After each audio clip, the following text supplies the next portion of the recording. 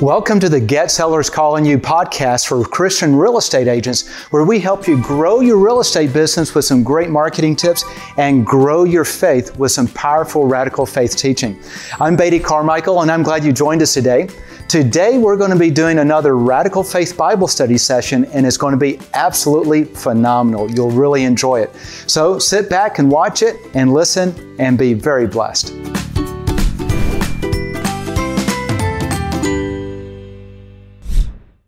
Okay, so we are back for another session. We're doing our series on walking in radical faith.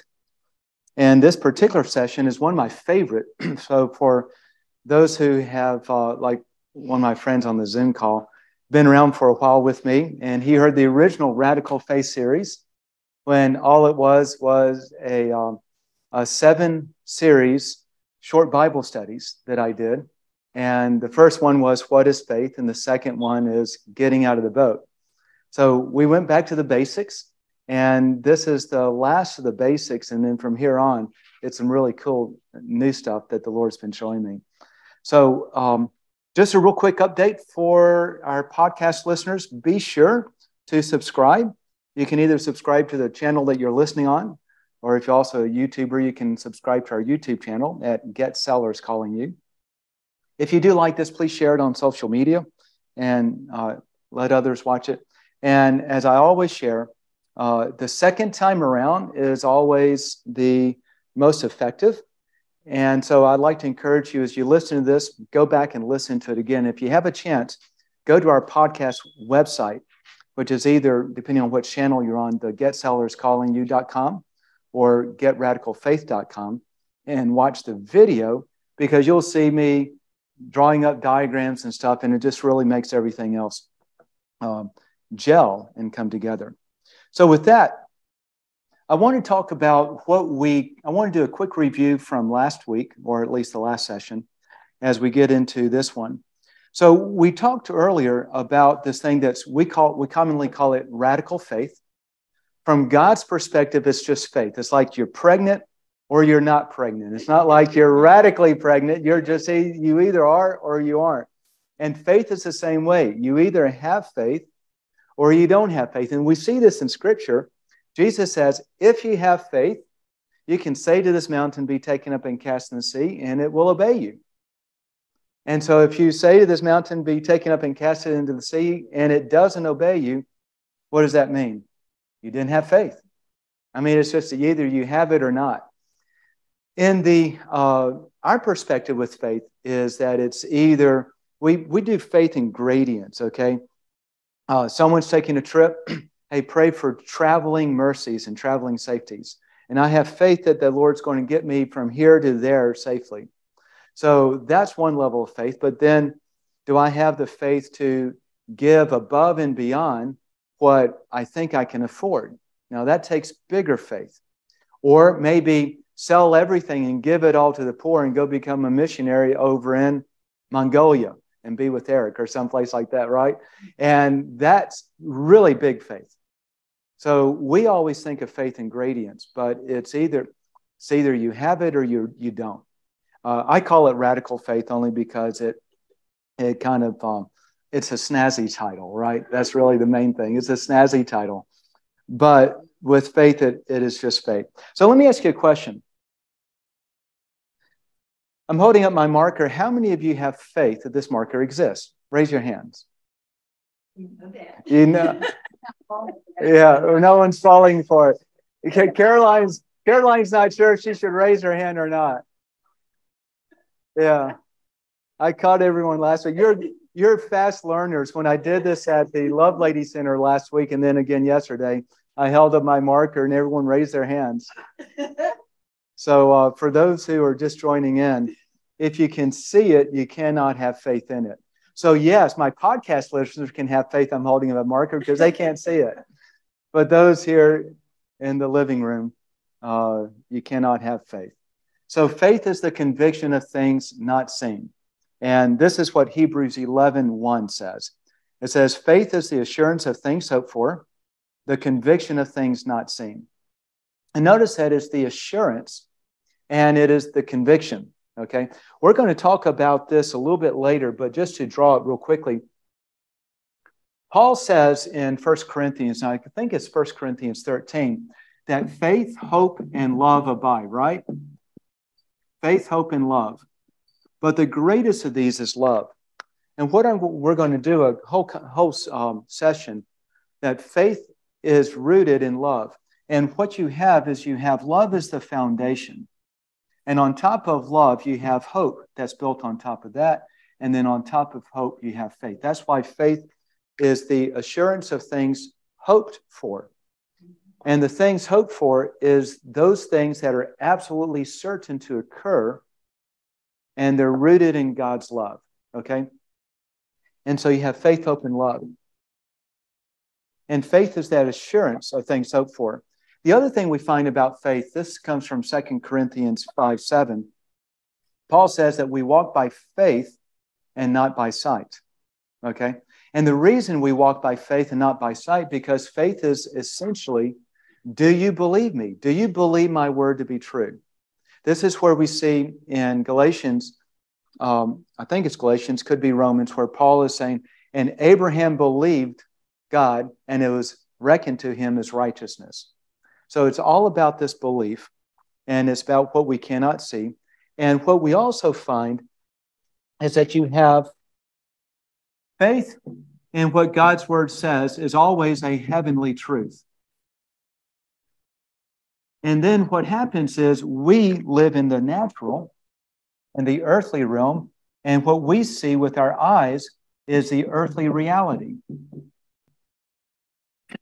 And what happens is it's faith that transfers the heavenly truth into our earthly reality, and it becomes what we receive on earth. This is where you have gradient. So if you go back to one of my sessions on our identity series, I was talking about the three churches, right? You have the servant church, and then you have the saint church, and then you have the son church. And really the difference between these is the servant church believes that there is a veil between earth and heaven. And because there's that veil, the pure servants, they do not believe in the impact of faith making any change in your earthly reality. You have faith for salvation, but you have, beyond there, faith doesn't change anything. And then you have the saints, and the saints say, we're going to pray down our blessings from heaven. Pray down those blessings that are spiritual blessings in the heavenly places into the earthly reality. And as you continue to grow through faith and revelation, as you move into sonship, then this becomes not so much a praying down, but a speaking down, okay? We were talking about this whole idea that faith then comes from, we have where faith comes from, Romans 10:17. Faith comes from hearing, and hearing by the word of Christ. And that word is the Greek word called rhema. In simple terms, a rhema is either a direction or a promise or a statement of truth, sort of like a prophecy, okay? Mary, you will have a child, and you will call his name Jesus, right? Okay, so that's a rhema. It is a prophecy, a statement of something to come. Or when Jesus tells Peter to step out of the boat and come, he says, come. And that's a rhema, and that's a command to start moving. What we find is that this word of Christ is always a heavenly truth word. It originates in the heavenly realm because Christ is the Word. In the beginning was the Word was with God, the Word was God. And so the Word has power in it when we act on it by faith, when we believe it by faith, because it's that faith that transfers what this Word is claiming back into our earthly reality. And this is the type of faith, the only faith that Jesus talks about. The other thing that's interesting that we talked about last time is one of the reasons why do we walk by faith? Well, it says in Romans that the righteous man walks by faith, and lives by faith. The other thing is Jesus says in Luke that when the Son of Man returns, will he find faith on earth? It's the only thing he claims that he's going to be looking for. And not only that, he then says, I think it's Luke 18, when he's talking to the disciples, and he says, I have prayed for you that your faith may not fail.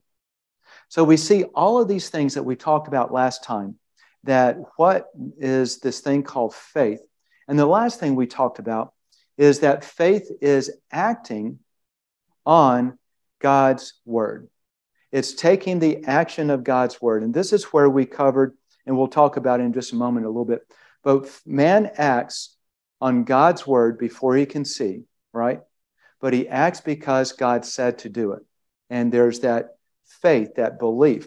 And faith is not simply expecting. Okay, we talked about I could go to the light switch and turn it off, and I expect the lights to go off. That's not faith. Faith is rooted in believing the author of the word, the Lord, and then acting on that, and acting on it in such a way that there's great personal risk. So that's kind of the catch-up from where we were last time. And I want to ask a question. The Lord asked this to me, and I shared it in a story last time.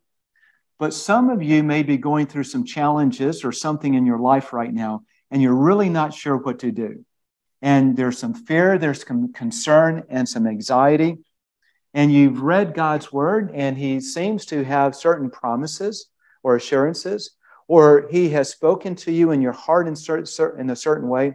And he says one thing, trust me, this will work out, or whatever it is that he's telling you. And here's the question I have. If you really believed God's promises to you that he's been making, if you're going through that situation, how would you be acting differently right now than you are acting right now? Because that's really kind of the test of faith, is if you believe what God was saying in that situation that you're walking in, how would you act differently than you're acting right now?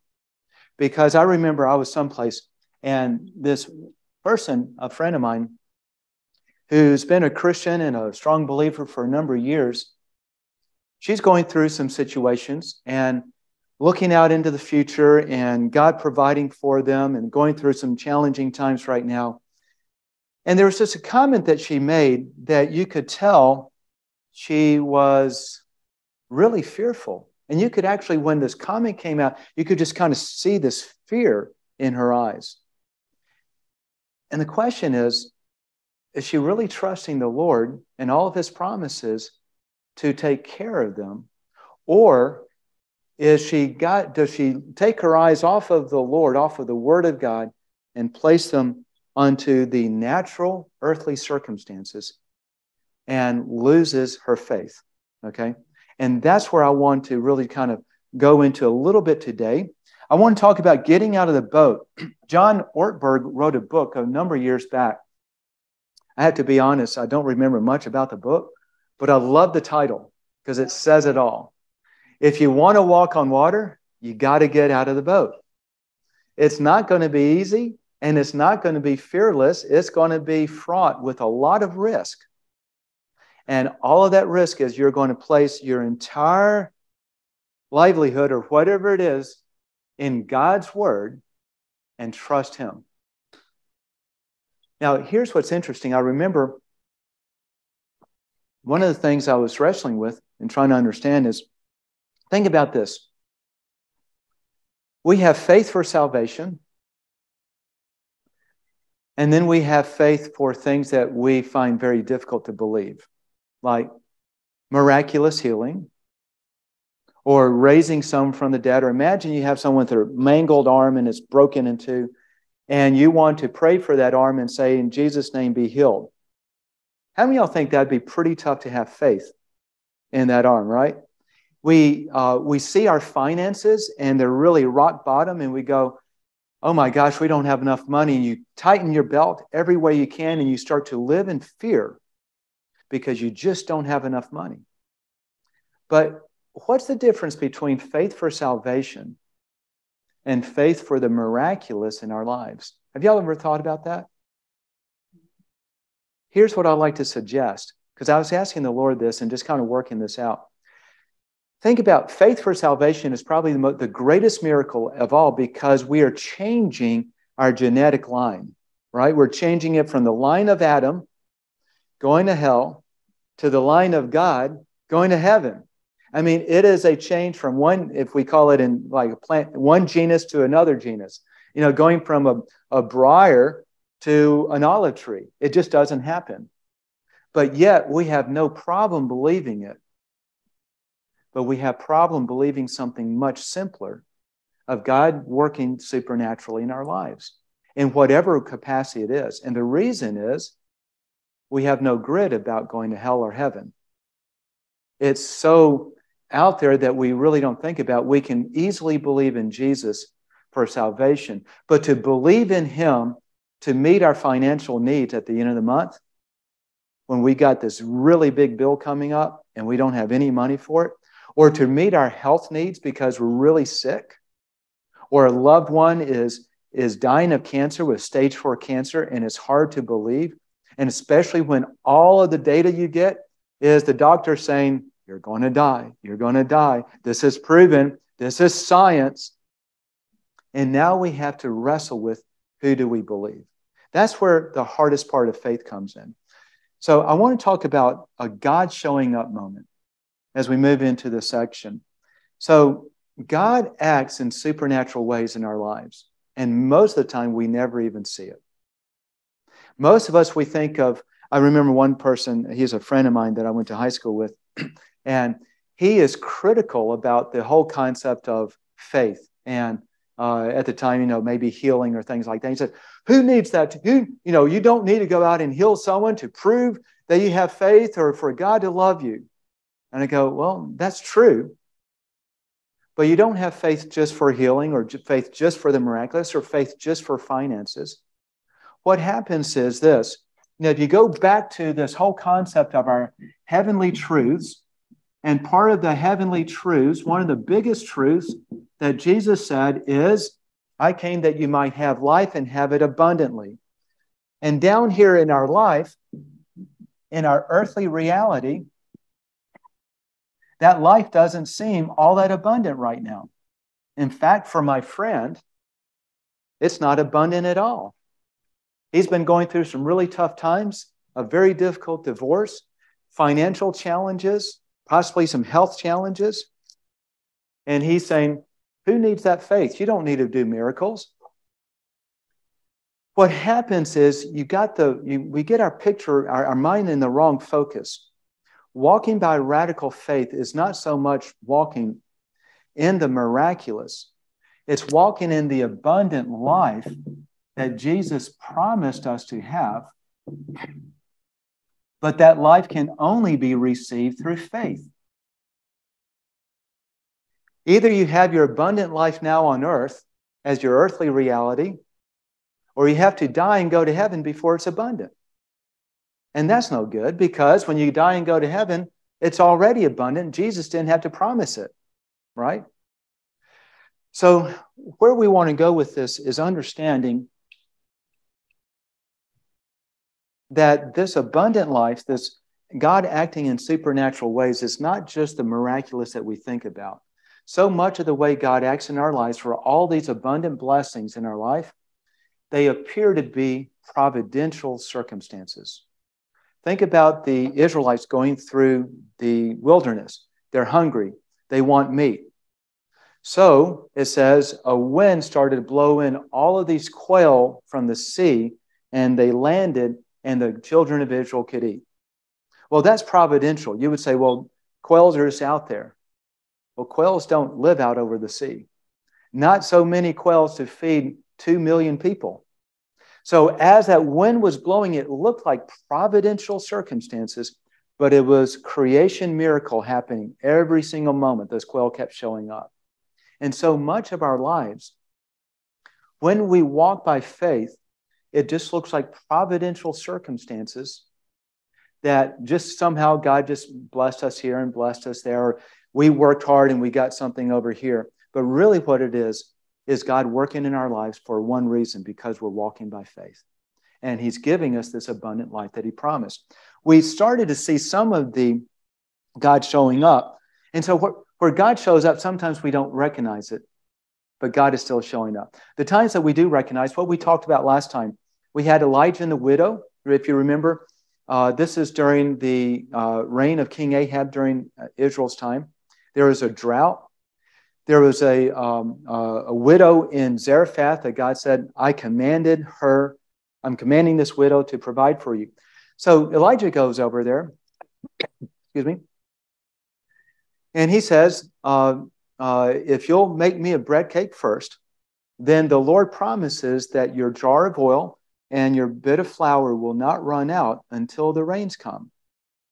And so we start to see a pattern. And this is the thing that we talked about last time, is the pattern of she acts before she can see, but she acts because of God's promise, God's word and direction, and then God performs.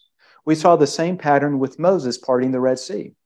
All the children of Israel are in fear. The Egyptian army is coming behind them, and they start to complain. And God says, Moses, just go out and divide the sea.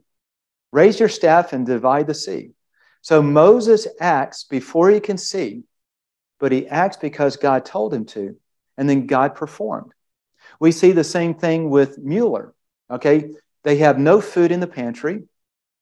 All the kids are sitting around the tables at the orphanage ready for breakfast. And he says, children, we must be in time for breakfast. In time for class. So let's pray for the food that the Lord's about to give us. Dear Lord, we thank you for the food that we're about to eat. In Jesus' name, amen. And there's no food anywhere. And yet, providentially, right, the baker shows up with food. He said, the Lord woke me up at 2 o'clock this morning, and I just felt that y'all were probably going to be hungry, and here's some bread. And then no sooner than he left, the milkman knocks on the door. He said, my cart just broke down right outside, and I need to fix it. Can y'all take all my milk? And God provides. It sounds providentially, but it was because of faith. And faith moves the mountains. It brings the heavenly truths into our earthly reality. So I remember Beatty Jr. was sharing a testimony. And here's the picture of the testimony. And I don't remember if it was Beatty himself or just seeing a man, but he said, the Lord gave me a vision of faith. And he says, faith is so powerful. It wells up from in the gut region of a man, and it goes straight to the heart of God. And it's so powerful, he said, even mighty angels jump out of the way before it runs right through them. And when it hits the heart of God, God has bound himself by an oath to always fulfill that for which faith has.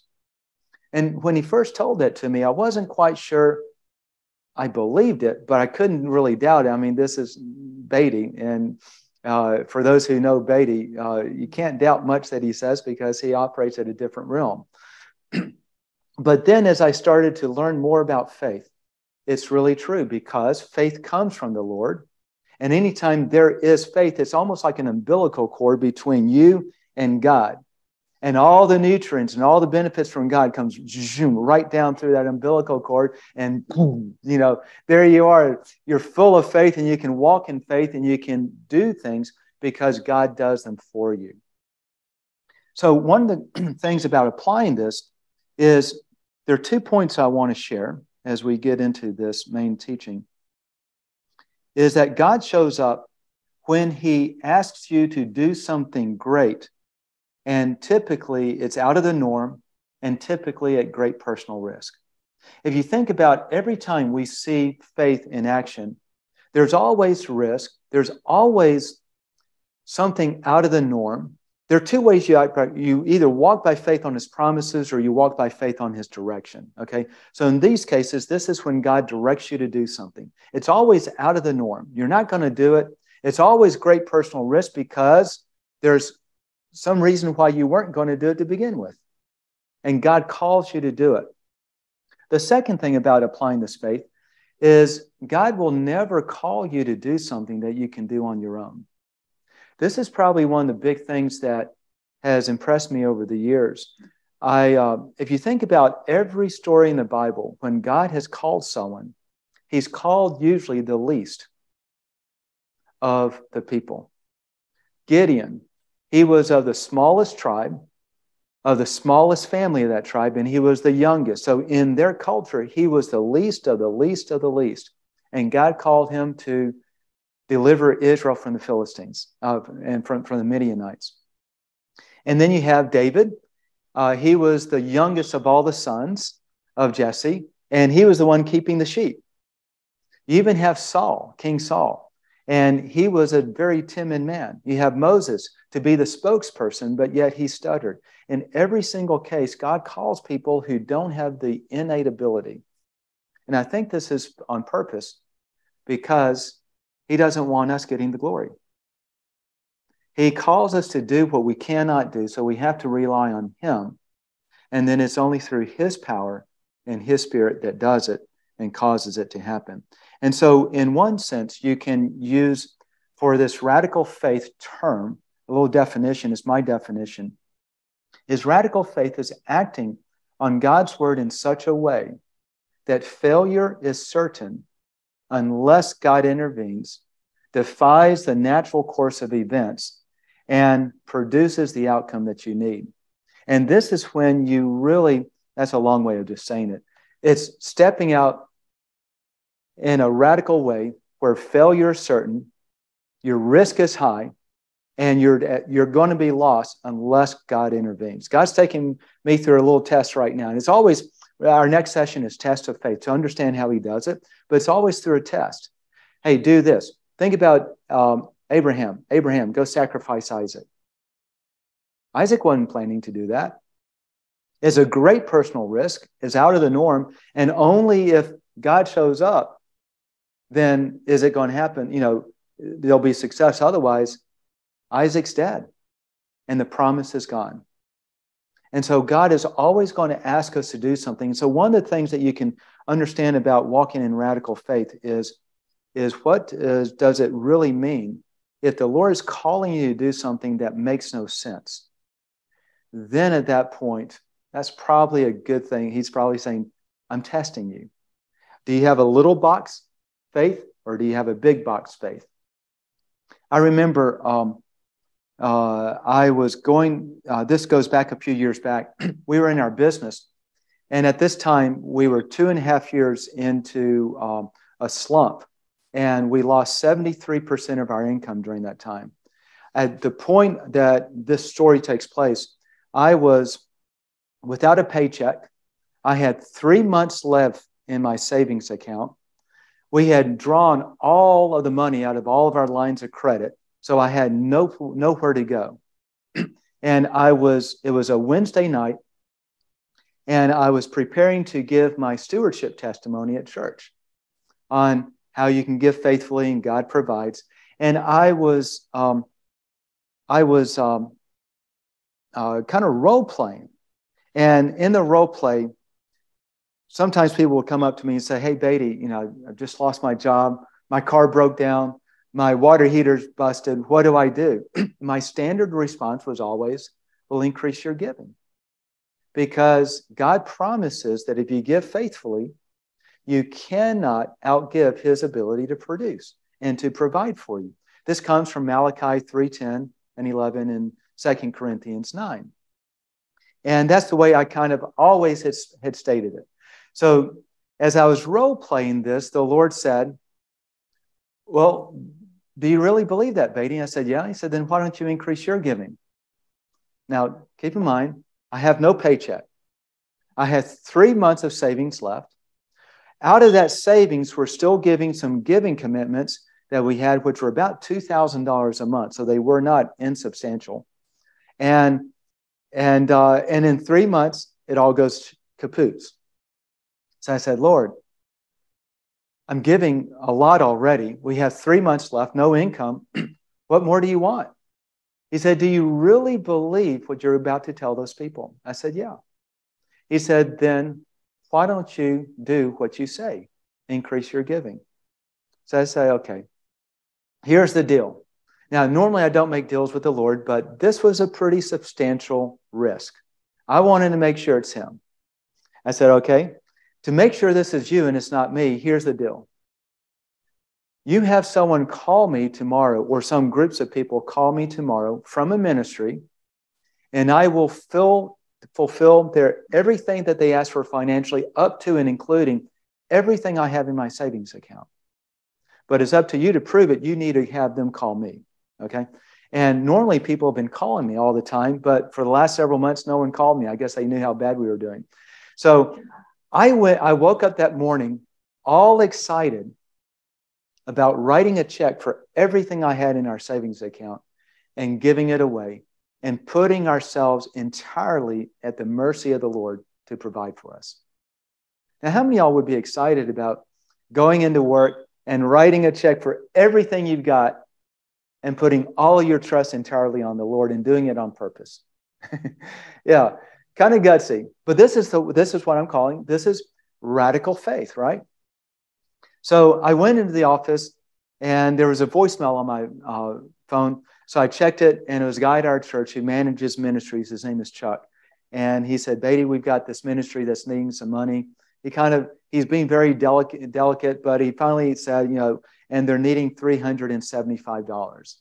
I kind of laughed. I picked up the phone and said, okay, Chuck, you got the money. Where do you want me to send it? I said, okay, Lord, send me the next one. And I was excited. I was looking forward to the next phone call that said, we need $8,000 or we need $10,000 or whatever it was. I don't even remember how much we had. And it didn't come. And I remember, okay, so maybe the phone call is going to come later tonight. So I come home and we eat dinner and I'm waiting for this phone call and no phone call comes out. And then it's about 10 or 10:30 and I remember it because I was feeling dejected. I was feeling like God turned his back on me. Like I wanted to do this and he said no. And so I actually went to the Lord in prayer and said, Lord, I was willing to give it all. Why did you make it so easy on me? And then the first vision he'd ever given me, I saw a picture in my mind's eye of Abraham with Isaac about to come down with a knife, and there's a ram in the thicket. And the message with the vision said, I made it easy on Abraham too. See, a lot of times the Lord wants to test you to see if you really believe his promises to be true. And the question is, do you really believe it? And if you say you do, at what level? Because a lot of times we go through tests and trials in our lives, and we don't see them as clearly as a test as what I just had. Sometimes there are things that look like natural circumstances that we're dealing with in our lives, and God's word says one thing, and your eyes say you ought to do something else. Which way do you go? How do you respond to that? So the interesting thing is, you'll never see God show up and do something mighty in your life unless you act by that radical faith. So the rest of the story was, this is really cool. So at that time, we were giving a really large amount. I think it's like 60%, 65%, 60% of our income. Whatever the company made in profit, whatever we took out in payroll, we would give 60% of that first and then live on the rest.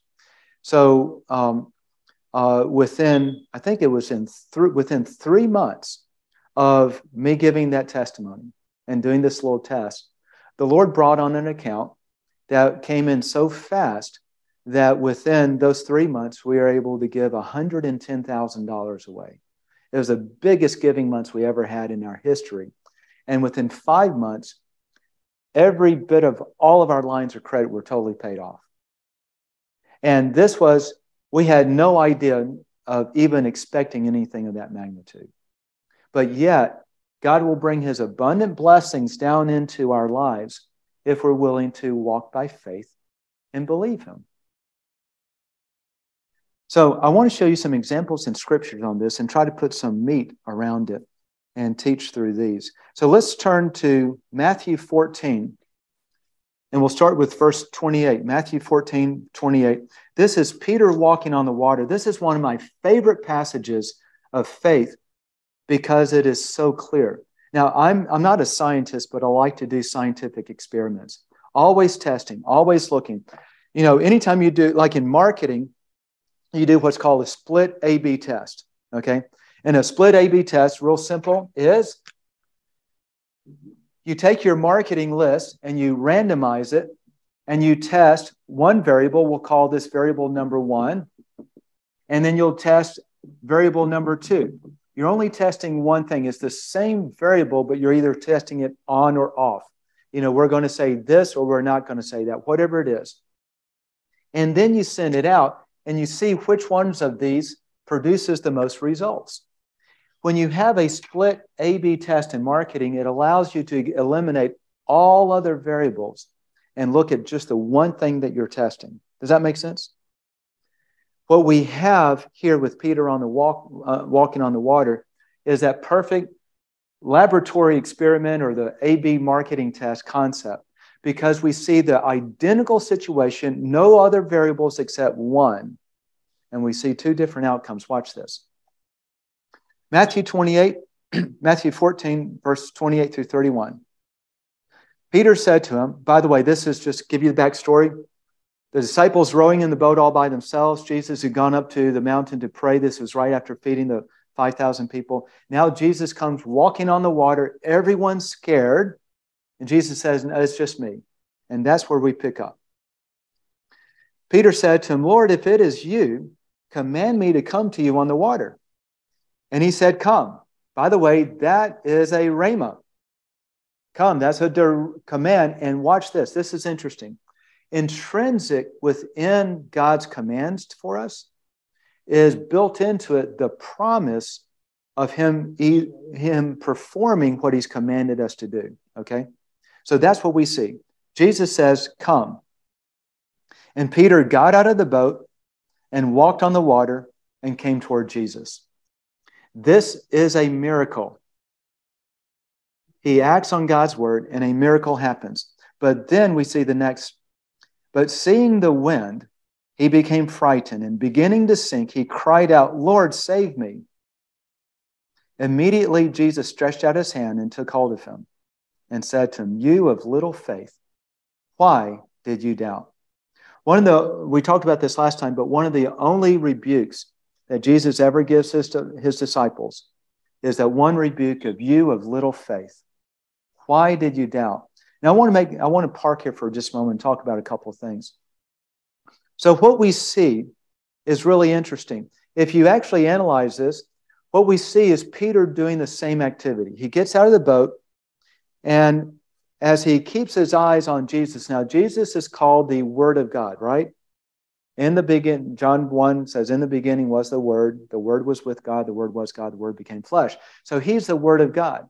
So as Peter is keeping his eyes on God's word and following the command, every step he took was a miraculous step because the water held him up. But then when he took his eyes off of God's word and onto his earthly circumstances, he continued the same activity one step after another, but he got a totally different response. He got the consequences of the natural rather than the miraculous of the supernatural. Paul tells us in Romans 8, the mind set on the flesh is sin and death, but the mind set on the spirit is life and peace. We start to see this contrast. When we focus our mind on God's word, we get supernatural promises fulfilled in our lives. When we focus our mind on the earthly reality, we get the natural consequences. My friend that I went to high school with, we'll just call his name David. So he keeps looking at earthly reality. He totally discounts that faith has any impact in your life. The only thing he thinks about faith, miraculous healing, who needs that? But what he's missing out is understanding. It's not miraculous healing. It's God's miraculous work in our lives in all ways. They come out in different ways. And that's what we see with Peter. The other thing that we see with Peter is not only, I mean, how many times have we gone through our own personal challenges and we go into God's Word and He starts to highlight certain things in there and we get great strength and confidence and peace in our heart, and we can make it through that tough times. And then we forget about God's Word and we look at the report or we look at whatever that person just said to me, and instantly we start to get depressed and anxious. Do you know what I'm talking about? That's the supernatural versus the natural consequence. And all it is where do you focus? And notice what Jesus said to Peter. You have little faith. Why did you doubt? Let me ask you a question. If I said, Caroline, why did you flip the light switch? Does that mean that Caroline had an option to not flip it? Yeah. It was her choice to flip it. That's why I'm asking her, why did you do it? Why did you choose to flip the light switch? It was her choice. Notice what Jesus says to Peter. Why did you doubt? It was his choice to doubt. Faith, once you have faith, you don't always maintain faith. Faith comes and goes based on your choosing. And when the Son of Man returns, will he find faith on earth? Will he find those who choose to believe the Word of God and keep their eyes focused on the Word? When your natural eyes tell you everything is different, that it can't be real, and yet God's Word says something different. It's where you choose to focus. This will be, I think, our last session, that faith is a choice, but this is where we start to see it. The other thing we find here, too, real interesting. When you look at Peter walking on the water or Peter sinking, you have the same situation, two completely different outcomes based on one thing. Where do you focus your eyes? Do you focus your spiritual eyes on God's Word? Or do you focus your natural eyes on your earthly circumstance? And where you focus determines the outcome that you get. It's not a predetermined outcome. You remember a while back we did a series called Faith Like Jesus. And I was sharing that with faith, everything is different. Without faith, everything is dark. With faith, everything is light and peace. And here's the example I gave. You're off in the jungle, and there's this long trail, maybe 100, 200 yards long, going, let's say, from your hut to some other place that you need to go. So it's the dead of night, it's dark, and you start walking through the trail. You can't see anything, and your mind starts to play tricks with you. You hear a little, hoo, hoo, and you look over there, and you hear something crack over here, and then a twig snaps, and your mind has gotten control of you, and you freak out. And you go, oh my gosh, it's a lion coming after me, right? Or a panther. And my wife is grinning. That's a private joke on that one. And so you start tearing down that trail and you run into something and it almost breaks your shin. You fall face forward. You put your hands out to break your fall. You break your wrist. Your adrenaline is running. You get up, you limp, you keep running. You tear through briars and hit things. And by the time you get to the end of the trail, you are worn out. You're bloodied. You got a broken wrist, cracked shin. You're scraped up all over the place. How peaceful is your life at that point? Not pretty good, right? It is horrible. One of the worst experiences in your life. But then let's go back, crank back the clock of time. And we're going to go right back down that same trail, but now something different. We're going to wait till morning. Now the sun's out. You walk down that trail, see butterflies and birds chirping. You look through the trees, and it's beautiful everywhere. That same twig breaks, but what you see out of the corner of your eye, there's a limb that falls, breaks the twig. Oh, that's cool. And then you see this tree that's fallen down. That was the one that you kicked your shin against. You just step over it. And by the time you get down to the end of the trail, it's one of the most beautiful experiences you've ever had. That's the difference between walking by sight in consequences of the natural, or walking with your eyes on God's word with what his promises are. And that's what we see from Peter. The same situation, two completely different outcomes based only where you choose to believe your truth. You can either believe God's word, the assurance of things that you cannot see, or you can believe your eyes, the lie of the reality. And either one becomes your reality. Let's look at another story. This is Elisha and the widow. This comes from 2 Kings 4. Elisha and the widow. 2 Kings 4, verses 1 through 6.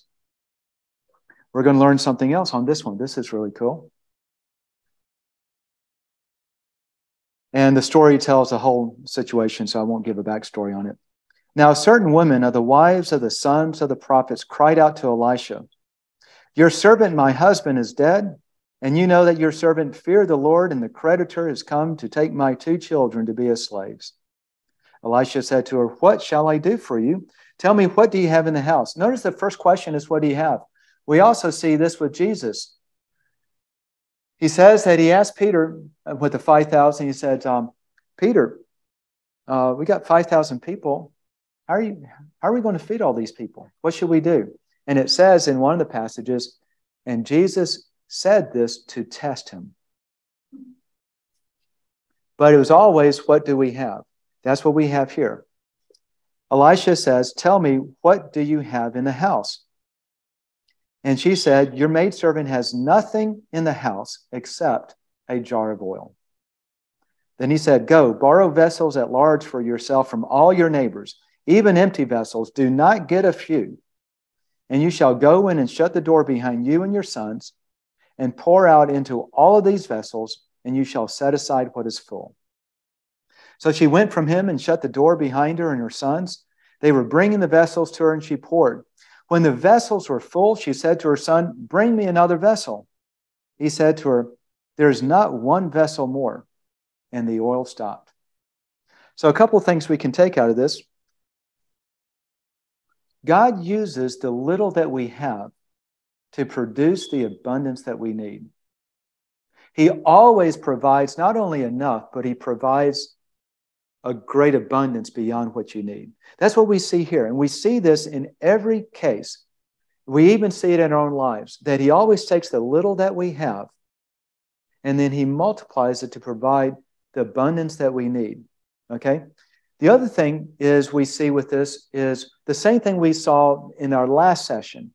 If we were to ask the little questions, who acted in the story? The widow. Why did she act? Because God's word said, right? Could she see the outcome before she acted? No. But who performed it? God did. So man acts before he can seize upon God's word, and God performs. We see that same pattern here. And we also see the same thing that we saw with Peter just a moment ago. When we act by faith, miracles happen. When we stop acting by faith, miracles stop. For Peter, he stopped acting because he doubted. For the widow, she stopped acting because there are no more vessels. And at the moment there are no more vessels, the oil stopped flowing. Let's look at another one. We'll actually do the one Jesus with the 5,000. This comes from Mark 6, 35 through 44. Mark 6, 35 through 44.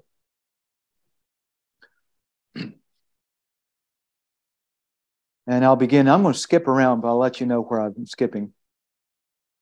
When it was already quite late, his disciples came to him and said, "This place is desolate, and it is already quite late. Send them away so that they may go, ... buy themselves something to eat."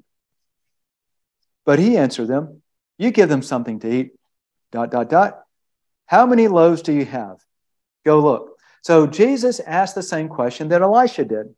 What do you have in the house? Let's see what we have.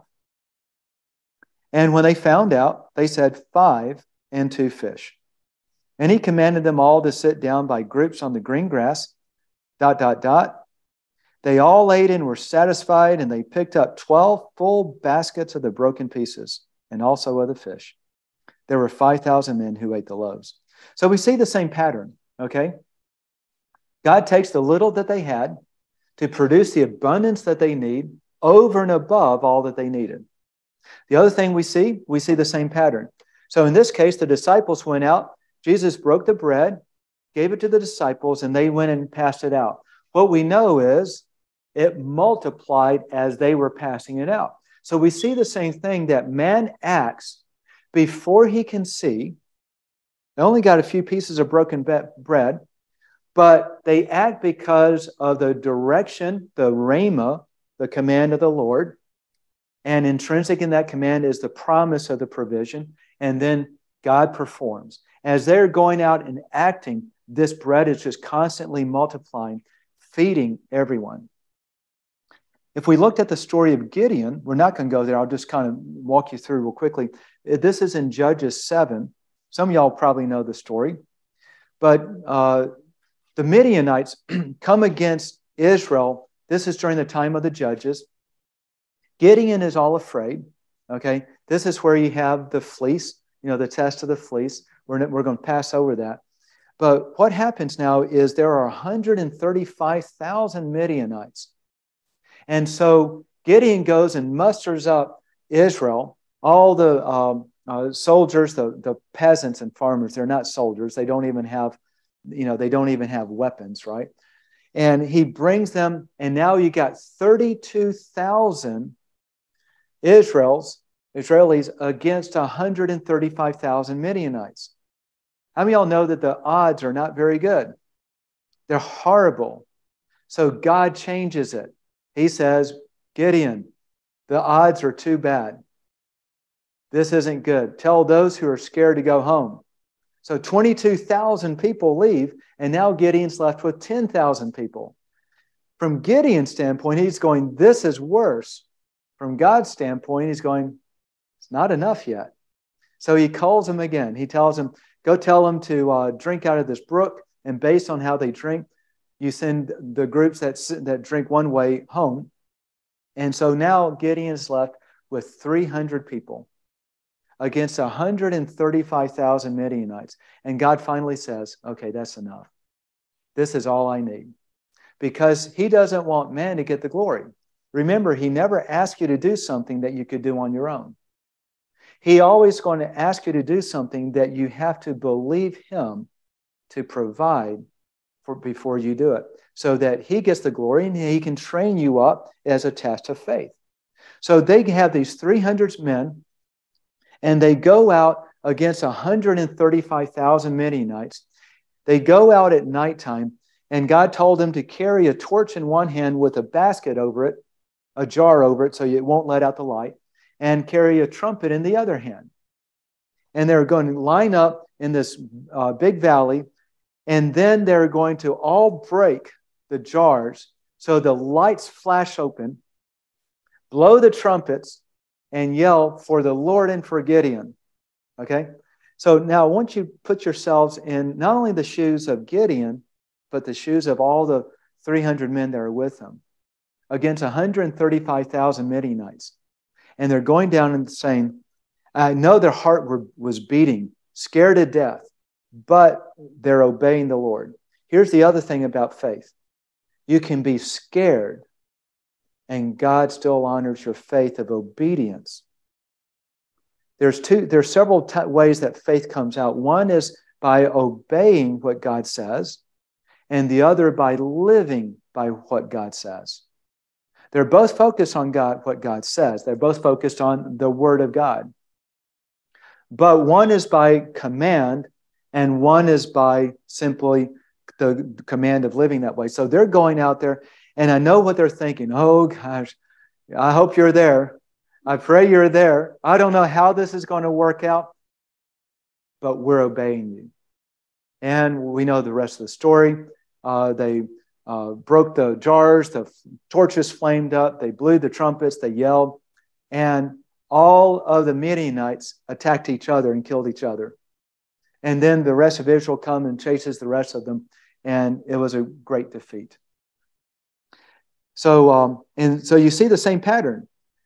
You see that Gideon acted before he could see, but because God told him to, and God performed. And had he not acted, there would not have been that miraculous deliverance of Israel. Last story we're going to go through, this is David and Goliath, because this also shares something really interesting as well. So David and Goliath you find in 1 Samuel 17. 1 Samuel 17, and this is verses 40 through 47. And I'm going to read this out of the NLT version. It just kind of smooths it out. This is really interesting too. So obviously the backstory. David is still just probably a young teenager at this time. They're battling the Philistines, and Goliath comes out, and all of Israel's soldiers get scared. David says, well, who is this Philistine that's come to critique and criticize the Lord and his army? So here's where we pick up. Verse 40. David picked up 5 smooth stones from a stream and put them into a shepherd's bag. Then, armed only with a shepherd's staff and sling, he started across the valley to fight the Philistine. Goliath walked out toward David with a shield bearer ahead of him, sneering in contempt at this ruddy-faced boy. Am I a dog, he roared at David, that you come at me with a stick? And he cursed David by the names of his gods. Come over here and I'll give your flesh to the birds and wild animals, Goliath yelled. Now watch this. David had a choice. He could either look in the natural and see this giant that the odds are so far against David that there's no way David could win. Or he could keep his eyes focused on God's promise and all the past experiences that God had given David, where he would go and attack the lion and the bear and rip their jaws, grab him by the jaw and club him to death without any fear of his life, because God continued to deliver him. So what this tells us is when we're going through a trial, we can always look backwards at other times that God has delivered us from different things and gain strength. But watch what David says. This shows you where he chooses to look. David replied to the Philistine, you come to me with sword and spear and javelin, but I come to you in the name of the Lord of heaven's armies, the God of the armies of Israel, whom you have defied. Today, listen to this cockiness, this confidence. Today the Lord will conquer you, and I will kill you and cut off your head. Does he have any doubt? Does it sound like David has any doubt? He didn't even have a sword. He didn't even have a sword. So Hebrews 11:1, faith is the assurance of things hoped for and the conviction of things not seen. Does it sound like David is going into battle with that title deed? The Amplified Version says that faith is the title deed of things you have hoped for. Does it sound like he's going into battle with that title deed in his hand? So I got the title deed right here, Goliath, and it says, I'm going to kill you today. Cut off your head. And then we continue. And then I will give the dead bodies of your men to the birds and wild animals, and the whole world, watch this, the whole world will know that there is a God in Israel.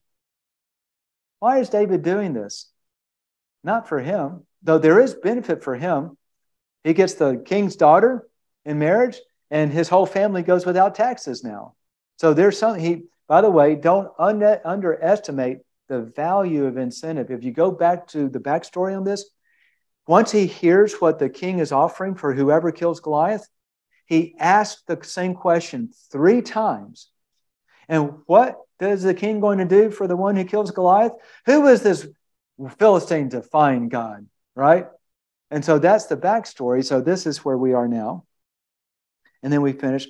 And everyone assembled here will know that the Lord rescues his people, but not with sword and spear.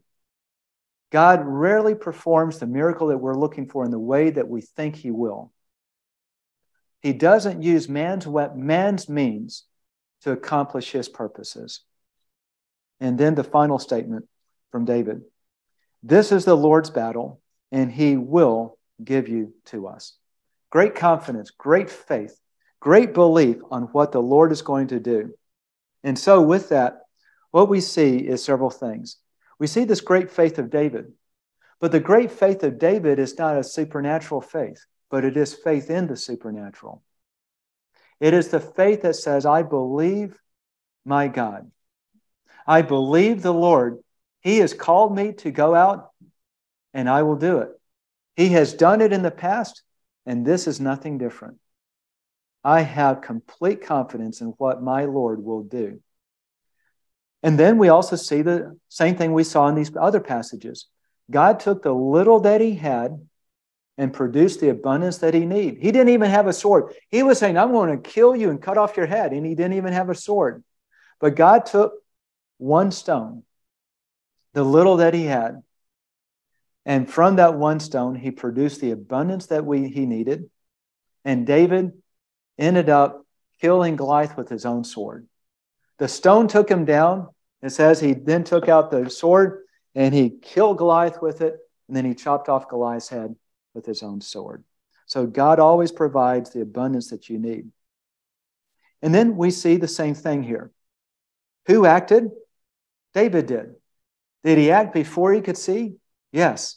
Why did he act? Because he knew God's will and he was directed by the Lord to act. And who performed? God did. Yet the performance looked like everything was providential, doesn't it? He gets a stone, he slings it, it goes right to the mark. The guy goes down, then he pulls out his knife, his sword, and kills him. Everything looks like natural circumstances. But God is acting through those natural circumstances. We call them providential. I just call it's still a miracle, because whether it defies the natural or seems to operate within the natural bounds, the Lord is still the one that's doing it. And He's doing it because of faith. The other thing that we see with this is one other thing. When you know God's will, you can have bold faith. Okay? One of the things that happens in healing is you're looking for those little signs of what is God doing in this situation. And I remember a story.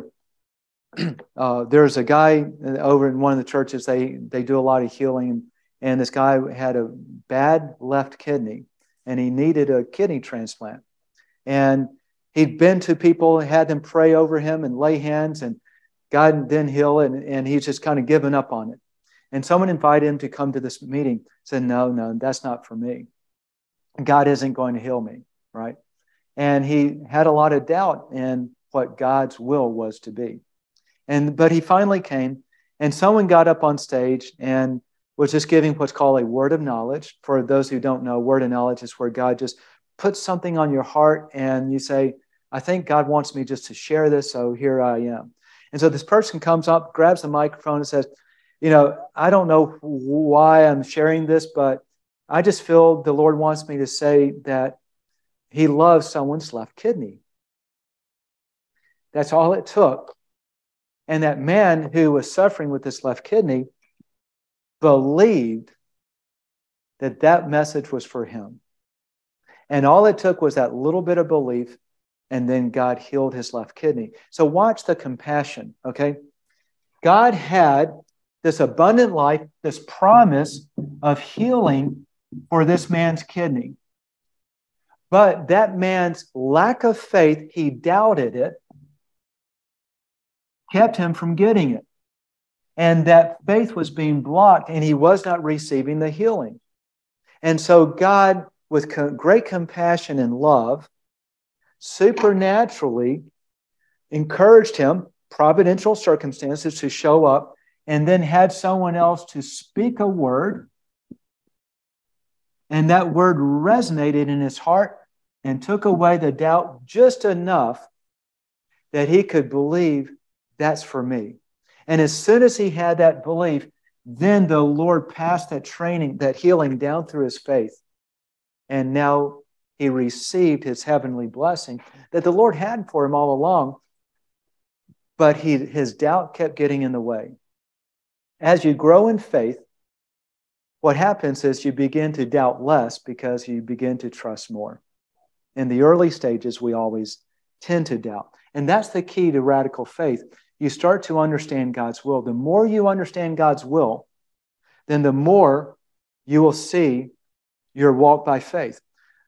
Just a real quick story on me with healing. Most of y'all don't know the story. So I grew up in a church, still go to this church, that they don't believe in supernatural healing by any means, not through faith. They don't really teach faith at all.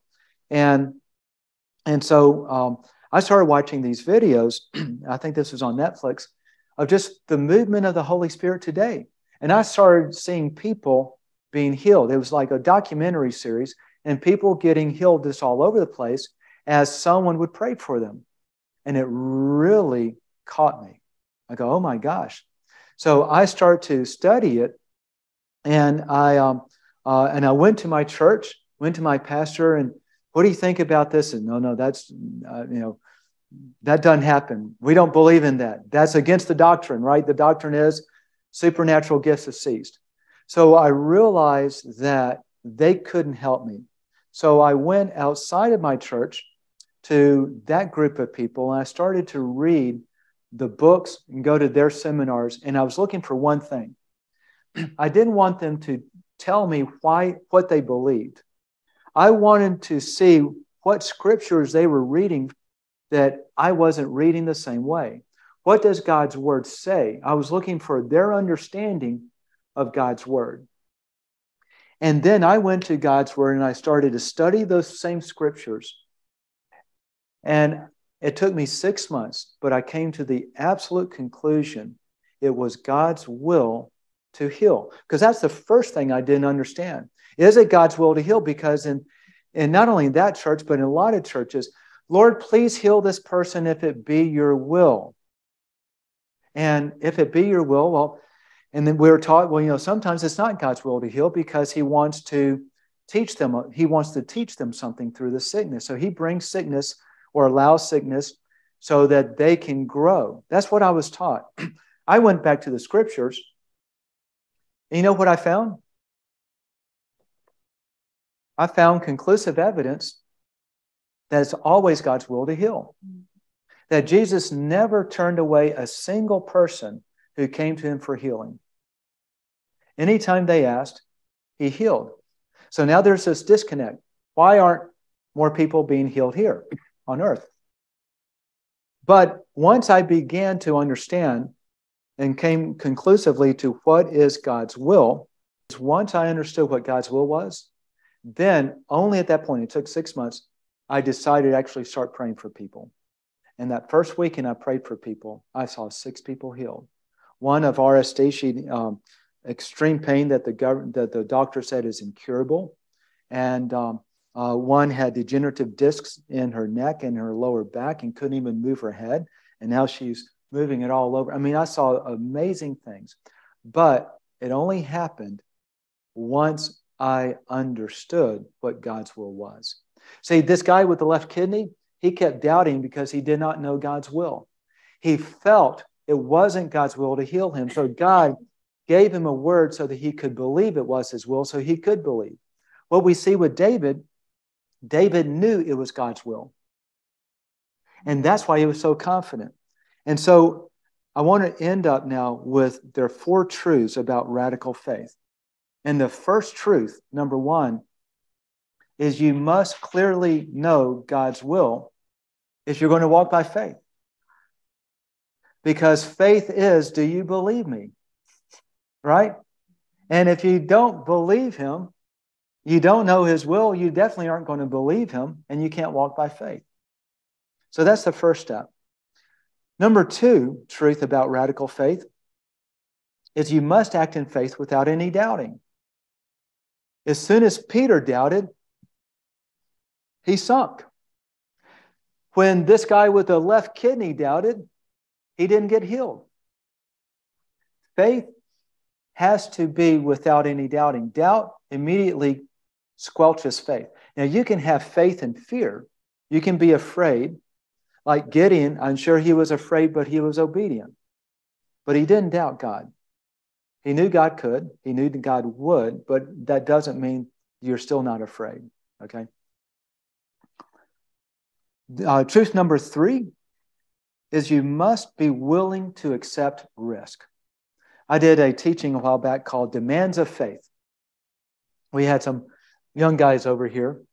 And the first question I asked said, how do you spell faith?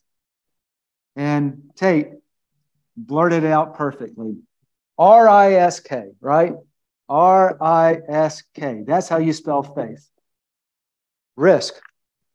I have to tell our story. So one of the guys that I attribute a lot of my understanding on just walking by faith and on the healing side, okay? And I don't want to focus on healing because faith is not always healing, but healing is a part of faith, right? And he teaches that faith is risk. The greater the risk, you step out, the greater the opportunity for faith. So his son is named, what is it? I think his son is named Joshua. And Joshua was out at a McDonald's restaurant or some fast food and sees this high school group comes in. You know, it's like after a game or after something, and a bunch of teenagers. And one of the guys is hobbling on a set of crutches with a busted up leg. And so Joshua goes over and says, hey, what happened to your leg? He said, it's broken. He said, does it hurt? Yes. Would you like God to heal it? Sure. So then watch this. Joshua turns around and screams out to the entire restaurant, hey, if you want to see a miracle, come over here. God's about to heal this guy's leg. And then one of the guys said, well, I'm an atheist. I don't believe in that. He said, well, you come up front. Okay. And so this is risk. So he's not just praying for it, but putting himself at great risk. What if God fails? So he then prays for the leg and says, test it out. The guy gets, oh my gosh. He starts jumping up and down on it, throws the crutches away. God instantly heals it. But that's what, faith, you have to be willing to accept risk. So most of the things that the Lord tests you with, there's some risk involved. There's some challenge involved. And there's always the tendency to want to look at the natural circumstances and begin to fear and doubt. But you got to keep your eyes up on God's word so that you don't. And this is noticed that every time Jesus rebuked his disciples, he said, why did you doubt? Rarely does he say, why are you afraid? Okay? It's why are you doubting? So that's number 3. You must, you must be willing to accept risk. Faith is acting on God's word in such a way that failure is certain unless God intervenes. And then truth number 4 about radical faith is God uses the little that you have to create the abundance that you need. And he always provides enough. The guy with the left kidney, we see that with the story of the man who brings his son to Jesus. Jesus is up on the Mount of Transfiguration. He comes down, there's a commotion. This man with a boy with epilepsy, the disciples couldn't cast the demon out. Okay. And Jesus gets upset with his disciples. Oh, you have little faith. How long do I have to put up with you? Right? Complaining to his disciples. And then the man turns to Jesus and says, help me if you can. And Jesus says, all things are possible to him who believes. All things. And then watch what the man says. I believe.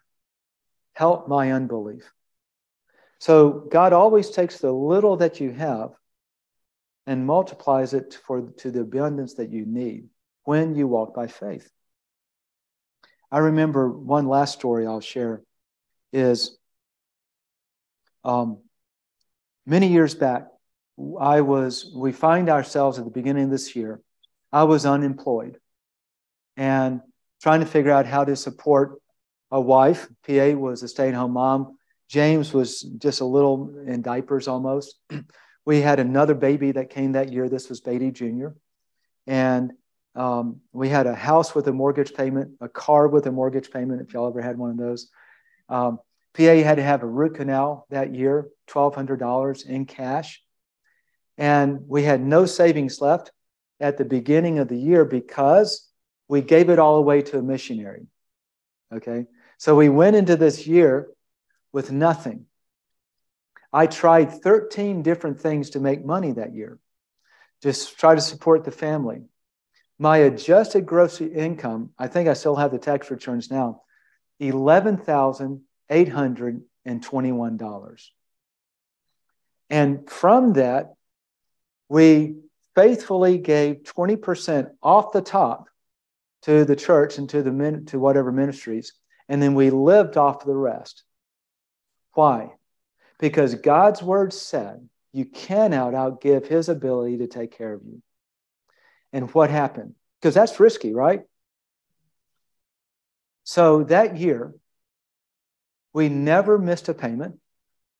We were never late on a payment. We never even got a late fee. Everything was paid. And there's always, as you go through a test of faith and you prove yourself faithful, God always blesses you with more. And what happened was one of those 13 different things that we tried to do was a little buy this voicemail over here and resell it over there and just kind of be a middleman of voicemail services. And then within 2 years, 24 months, almost to the date of when that little thing started, we moved into this neighborhood that we just moved out of. We bought the home and paid it off in 5.5 months. Within 2 years, from having nothing to just shooting out of the rocket like a rocket ship. And that's the business that we now had for over 25 years. Simply by walking by faith and trusting the Lord. Believing his word, putting all at risk, and trusting him rather than circumstances. And that's what radical faith is. So a couple of final thoughts. How do you know God's will? This is the most important thing. How do you know it? Yeah. You got to know his will. You got to know his word. But watch this. It's not simply studying his word. See, there's two things. You have God's word as a book, and you have God's word as the doorway to his heart. Okay?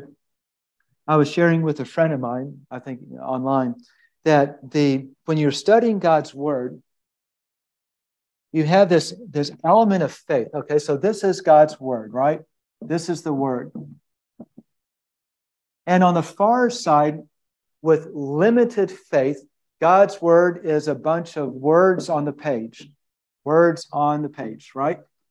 And you have verses and key verses with key truths. And you study this. And you typically study it with what's called man's wisdom. Trying to understand what it means. Then you have on the other side of the spectrum, you have the words on the page, which are the doorway to God's heart and God's truth. And as you study those words, they don't become verses, they become, I'll call it dimensions of truth. I'll explain that in just a moment. And you do not interpret it with man's wisdom. You interpret it through faith and revelation. One of the sessions we talked about back in the identity series is that faith and revelation are intertwined, sort of like a DNA type of strand. That as you have more faith, you gain more revelation. And as you get more revelation, you have more faith because faith is believing God's truth and revelation is the revealing of God's truth. So you grow. So to know God's will is not just the study of God's word, but it's knowing God's word because the word became flesh. What you have over in this side is you have theologians that write about what God's word says. But the study of God's word is not appealing to the theologians to understand it, because all they understand generally is looking at this as a book, applying man's wisdom and saying this must be what it means. And so lots of people think it through and say this is what it means. But as you move over here through faith, believing God's word with childlike faith, then it's like you're reading these words on a page. Over here in the man's wisdom side, God's word is a book of printed words. And it's our job to discern what they actually mean and how to apply them. And so they are words on an opaque piece of paper. They carry truths, but it's our job to understand the truths. As you move through with faith and believe in childlike faith, then what happens is the Lord starts to reveal his truths that are embedded in his word. It's a supernatural occurrence because the Spirit takes the words and kind of implants them in your heart and then reveals them to you. And the picture is now they start to be printed on a sheet of glass. And as you're reading the words, you can see down through the word, through the glass, into dimensions of what it actually is meaning and it actually is saying. Yeah. You know, what I was seeing there, because when we were talking about faith mixed with doubt, okay, doubt is really unbelief. Correct. And I said, but it will only revelation is the only thing that's going to really destroy the doubt. And that's the guy with the left kidney issue. You see this a lot. The revelation was God loves someone's left kidney.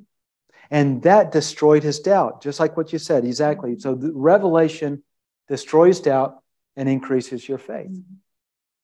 So the first step is in knowing God's will is you have to study his word, but you study it with childlike faith and study it as you understand the heart of God and God's truths as he reveals it, not as man. Like what you were saying too, when you were bringing in experience, because like looking at most of our experience has been in the earthly realm. Yes. And so we need to build that up. And of course, it starts with the word. But then as you see the word and it comes alive by revelation, that's when you start acting on it. And that builds up experience in the heavenly realm. Yes. Because you don't start off. This is the whole exercise. The more you do, the more you get. Yeah. Right. Because you've got to grow. But the more experience you get puts you into a higher level until you really reach the faith of Christ. Yeah. That's the ultimate. Right. That's where we're going. That's where we're going. That's where we're going. And that's what you're saying about Son of God. Yeah. When you were talking about like you kind of blocked your healing because he wanted you to move into sonship. Yep. But that's ultimately where we need to go. I agree. So back to wrap it up because we're running late. How do you know God's will? The first way to know God's will is you must know his word, but it's not the study of his word. That's the key. The study of his word is with man's wisdom. Knowing his word is you're saturating your heart and your mind with his word in childlike faith, and you start to actually know who his word is. The second step in knowing God's will is you have to be intimate with him. You have to hunger to spend time. Like, I know my wife's will in a lot of areas, her desires. Why? Because I spend so much time with her that I know her. If you want to know God's will, you've got to spend enough time intimately with him that you actually know him and you know his heart. I've shared this many times, but I'll share it again. The most important thing I've ever found in knowing his heart, knowing him, is what I call FaceTime. On your knees, face down, blank out your mind. You're not there to praise. You're not there to petition. You're simply there to be actively inactive and try to vision just looking into the heavenly realm and trying to focus on the Lord himself. And it's not 5 minutes, it's 15, 20, 30 minutes or more. And what happens is, as you are going down on your knees, it's like your spirit, the Lord was telling me that when you go down, you are actually, who you are, not your body, but who you are, your soul part of you, moves into the heavenly realm and starts to commune with me and the fellowship with me. You don't experience, you don't feel it, but it's growing you, okay? It's like eating nutritionally. You don't experience it when you eat nutritionally, but over time you feel a lot better and you got a lot more energy, and it changes you from the inside out. That's the same thing with the space-time. The other final couple of thoughts, faith is the absolute trust that God will do what he said he will. That's what we've been talking about this whole thing. And I think that's pretty much it. One last thought. This comes up a lot, and it's a question I remember being asked. It said, if faith comes from hearing God speak to you, how do you hear him so clearly? I thought that was a good question. Back on my podcast, I did a two-episode podcast on how to hear God speak to you. Go back and listen to that. It's really good. About a year and a half ago. But just the simple answer, how do you hear God speak to you? You pay attention to the highlighted scriptures. As you're reading his word, and it seems like something leaps out of the page to you, write it down. That's God speaking to you. Write it down so you can focus on it, because when you focus on it, that's when you gain that strength. And then the advanced answer, that's the simple answer. The advanced answer is God speaks a lot of times in that still, small, quiet voice in your spiritual heart. And you have to train yourself to discern that voice specifically. So when PA and I, when we got married, but before we had kids, we would be in a room full of babies as our friends have babies, and all the babies sounded the same, you know, and we would just kind of ignore them, right? Put them out as we would have a conversation. And then we start having our own children. We'd be back in that same type of room, all these young parents, all their kids. We'd be having a conversation, all the kids going, meow, meow, meow. And then all of a sudden, our baby cries. What do you think Mama's heart does? Oh, that's my baby. And she stops the conversation and she runs over and grabs the baby. How could she discern our baby's cry out of all the other babies that sounded the same to me? Because she spent so much time with that baby, she knew his voice over all the others. When you spend time with the Lord, that intimate time, study, worship, and just FaceTime, you start to recognize his voice in your heart above all those others. And when you start to recognize it, then when he tells you things, you can know very specifically, that's the Lord. Yes, sir, I'll go do that. Or whatever the command is, right? So that's how you do it. Well, I hope you enjoyed that lesson. And if you're like most people, it's probably a little deep for you because I teach at a very deep level. But you know what? God's Word is deep and powerful. And the more you really understand it, the more you can walk in faith and live in a way that very few people actually do. So I'd like to encourage you to go back and listen to this again or watch it again, because it's like lasagna. When you make lasagna and you eat it the first day, the flavors are fine. But if you let it sit for a day, all the flavors start to meld together, and then they just really burst in flavor, and it tastes fantastic. And that's what actually happens with this type of teaching. When you go back through a second time, you already kind of know what to be expecting because you've already seen it the first time. You go back through, and now it starts to make a lot more sense. And the most important part are the little nuances, the little things I teach that you may have missed the first time, that are the connecting dots to really understand this. They start to come alive. So please go back through. You'll learn a lot more, I promise you.